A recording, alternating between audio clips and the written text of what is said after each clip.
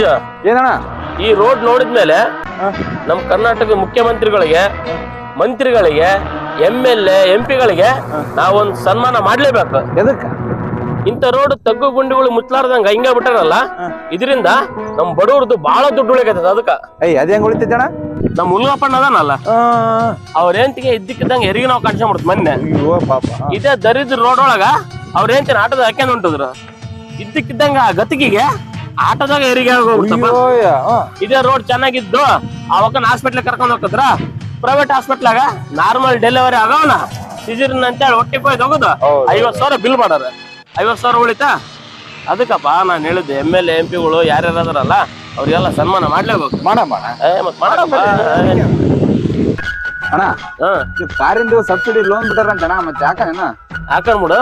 ಅಲ್ಲ last time ನೀನ್ ಜನತಾ ಮನೆ ಹಾಕಿದ್ದಲ್ಲ ಅಪ್ಲಿಕೇಶನ್, ಏನಾಗ್ತದ?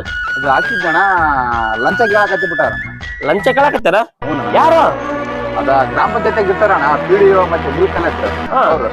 ಅಲ್ಲ ಅವ್ರಿಗೆ ಗೌರ್ಮೆಂಟ್ ಕಡೆಯಿಂದ ಸ್ಯಾಲ್ರಿ ಬರ್ತೈತಿ. ಸ್ಯಾಲ್ರಿ ಬಂದ್ರು ಕೂಡ ನಿಮ್ಮ ಹತ್ರ ದುಡ್ಡು ಕೇಳ್ತಾರ? ಹೂನಣ್ಣ, ದುಡ್ಡು ತಿನ್ನಕ್ ಸಾಯ್ತಾರಣ, ಇಲ್ಲದ್ರ ಫೈಲ್ ಮೂಲೆ ಒಕ್ಕಟ್ ಬಿಡ್ತಾರಣ, ಅದು ಮೂವ ಮಾಡಲ್ಲ. ಏನು ಮಾಡಕ್ಕಾಗಲ್ಲಪ್ಪ. ಈ ಪ್ರಪಂಚದಾಗ ಮನಿ ಕಟ್ಟೋರ್ಗಿಂತ ಮನಿ ಮುರಿಯೋ ನನ್ ಮಕ್ಕಳ ಬಹಳ ಜನ ಆಗ್ಬಿಟ್ಟಾರ ಇವಾಗ. ನಡಿ ಏನಾನು ಒಂದ್ ದಾರಿ ಮಾಡಂಬ. ಅಣ್ಣ PDO ಬಿಲ್ ಕಲೆಕ್ಟರ್ ಹೋಗಲ್ಲಣ್ಣ, ಗ್ರಾಮ ಪಂಚಾಯತಿ ಮೆಂಬರ್ ಅಂತ ಅದಾರ, ನಾವ್ ಶಿವ ಅವ್ರನ್ನ. ಅವ್ರು ನಮ್ ಕಷ್ಟಕರ ಹಾಕ ಅವರು ದುಡ್ಡು ತಿನ್ನಕತ್ತಾರ. ಎಲ್ಲ ನನ್ ಮಕ್ಳು ಅಷ್ಟ ಆಗ್ಬಿಡೋದ್ ಇವಾಗ. ಆ ಜನತಾ ಮನಿದು ಗ್ರಾಮ ಪಂಚಾಯತಿ ಮೆಂಬರ್ ಅದು ಬಿಟ್ಟು ಬಿಡ್ರಿ. ಮೊನ್ನೆ ನಮ್ಮ ಮಾವನ್ ಕಾಲ್ ಮುರಿದೈತೆ. ಕಾಲ್ ಮುರಿದೈತೆ ಅಂತೇಳಿ ಗೌರ್ಮೆಂಟ್ ಹಾಸ್ಪಿಟ್ಲ್ ಕರ್ಕೊಂಡೈತೆ. ಡಾಕ್ಟ್ರ ಇಲ್ಲ. ಹೆಂಗ್ ಮಾಡಿದಣ್ಣ? ಡಾಕ್ಟರ್ ಎಲ್ಲಂತ ಕೇಳಿದ್ನಪ್ಪ ಅಂದ್ರ ಪ್ರೈವೇಟ್ ಕ್ಲಿನಿಕ್ ಮಾಡ್ಕೊಂಡಂತೆ. ಅಲ್ಲಿ ಕರ್ಕೊಂಡ್ ಹೋಗ್ರಿ ಅಂದ್ರು. ಅಲ್ಲಿ ಕರ್ಕೊಂಡ್ ಹೋದ್ರ ಅದೇನಂತ ಗೊತ್ತಾ, ಆಪರೇಷನ್ ಇಲ್ಲಿ ಮಾಡ್ಕೊಳ್ರಿ, ರೆಸ್ಟ್ ಮಾತ್ರ ಗೌರ್ಮೆಂಟ್ ಆಸ್ಪತ್ರೆ ಮಾಡ್ರಿ ಅಂತಾನ. ಬರೋ ಗೌರ್ಮೆಂಟ್ ಸಂಬಳ ತಿನ್ನೋದಲ್ದೆ ಪ್ರೈವೇಟ್ ಕ್ಲಿನಿಕ್ ಮಾಡ್ಕೊಂಡ್ ಅಲ್ಲೆದ್ದು ಜನರು ದುಡ್ಡು ಕೂಡ ತಿನ್ನಕತ್ತೇನ. ಇನ್ನೆಲ್ಲಿ ಇದಾಕತ್ತಪ್ಪ? ಹೂನಣ್ಣ, ಎಲ್ಲಾ ನನ್ ಮಕ್ಳು ದುಡ್ಡಿಗೆ ಅಲ್ಲಟ್ ಬಿಟ್ಟಾರ. ಈ ದೇಶ ಫುಲ್ ಭ್ರಷ್ಟಾಚಾರ ತುಂಬಿಡ್ತದ. ಬೋ ಇನ್ನು ಸ್ವಲ್ಪ ದಿವಸ. ಹೌದೌದು, ಪಕ್ಕ. ಅಣ್ಣ ಏನಣ್ಣ ಭಾರಿ ಆಗೈತಣ್ಣ ಈ ಏರಿಯಾ ರೋಡ್. ಇದೇ ತರ ನಮ್ಮ ಏರಿಯಾದಾಗ ರೋಡ್ ಆಗ್ಬೇಕಂದ್ರ ನಾವು ನಮ್ಮ ಏರಿಯಾದಾಗ ಯಾರನ್ನ MLA ಮಾಡ್ಲೇಬೇಕು. ಅದೇ ಹಂಗಣ್ಣ, ಇವಾಗ ಯಾರ್ಯಾರು MLA ಆಗೋಗ್ಯಾರಲ್ಲ ಅವ್ರವ್ರ ಮನಿ ಮುಂದೆ ಅಷ್ಟೇ ಈ ತರ ರೋಡ್ಗಳು ಆಗಿರೋದು. ಅದಕ್ಕೆ ಹೇಳಿದ್ದೆ ನಮ್ಮ ಏರಿಯಾಗ ಯಾರನ್ನೊಬ್ರು MLA ಆಗ್ಲೇಬೇಕು. ಹೌದಪ್ಪ, ಬಂದಣ್ಣ ಶಾಲೆ ಮೊದ್ಲಿನ ತರ ಕಳೆ ಇಲ್ಲ ನೋಡ ಈಗ. ಹ್ಞೂ, ಬರ್ತಾ ಕಾಲ ಬದ್ಲಾಗ್ತಲ್ಲ, ಹಂಗ ಎಲ್ಲ ಚೇಂಜ್ ಆಗ್ಬಿಟ್ಟೈತಣ್ಣ. ನೋಡಪ್ಪ, ಬೀಗ ಎಲ್ಲ ಬೇಸಾಕಿರ? ಹ್ಞೂ ಸರ್, ಆಗಿದ್ದೀನಿ. ನಾಳೆ ಸ್ವಲ್ಪ ಬೇಗ ಬಂದ್ಬಿಡಪ್ಪ. ಯಾಕೆ ಸರ್? ಸ್ವಲ್ಪ ಬೆಳಗ್ಗೆ ಅಡ್ಮಿಷನ್ ಅದಾವ. ಓಕೆ ಸರ್, ಬರ್ತೀನಿ ಸರ್. ನಮಸ್ತೆ ಸರ್. ನಮಸ್ತೆಪ್ಪ ರಾಜು, ಆರಾಮದಿಯಾ?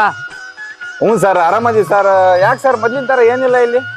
ಏನ್ ಮಾಡಕಪ್ಪ, ಇವತ್ತಿನ ತಂದೆ ತಾಯಿ ಗೌರ್ಮೆಂಟ್ ಸ್ಕೂಲ್ ಬಿಡಿಸಿ ಮಕ್ಕಳನ್ನ ಪ್ರೈವೇಟ್ ಶಾಲೆಗೆ ಸೇರ್ಸಕತ್ತಾರ. ಅಲ್ಲೆಲ್ಲ ಇಂಗ್ಲಿಷ್ ಮೀಡಿಯಂ ಸರ್, ಅದಕ್ಕೆ ಅವ್ರ ಮಕ್ಕಳನ್ನ ಅಲ್ಲಿ ಸೇರಿಸ್ತಾರ. ನಮ್ಮ ಗೌರ್ಮೆಂಟ್ ಸ್ಕೂಲ್ನಾಗ ಸತ ಇಂಗ್ಲಿಷ್ ಮೀಡಿಯಂ ಮಾಡಿದಾರಪ್ಪ. ಈಗ ಅಲ್ಲಿ ಪ್ರೈವೇಟ್ ಸ್ಕೂಲಾಗ ಒಳ್ಳೆ ಟೀಚರ್ಸ್ ಅದಾರ ಸರ್. ನಮ್ಮಲ್ಲಿ ಕೂಡ ಗ್ರಾಜುಯೇಟ್ ಟೀಚರ್ಸ್ ಅದಾರಪ್ಪ ವಿತ್ 15 years ಎಕ್ಸ್ಪೀರಿಯನ್ಸ್. ಅವ್ರ ಸ್ಕೂಲ್ ಕಡೆಯಿಂದಾನೆ ಅವ್ರಿಗೆ ಬ್ಯಾಗು, ಬುಕ್ಸ್, ಯೂನಿಫಾರ್ಮ್ ಕೊಡ್ತಾರ.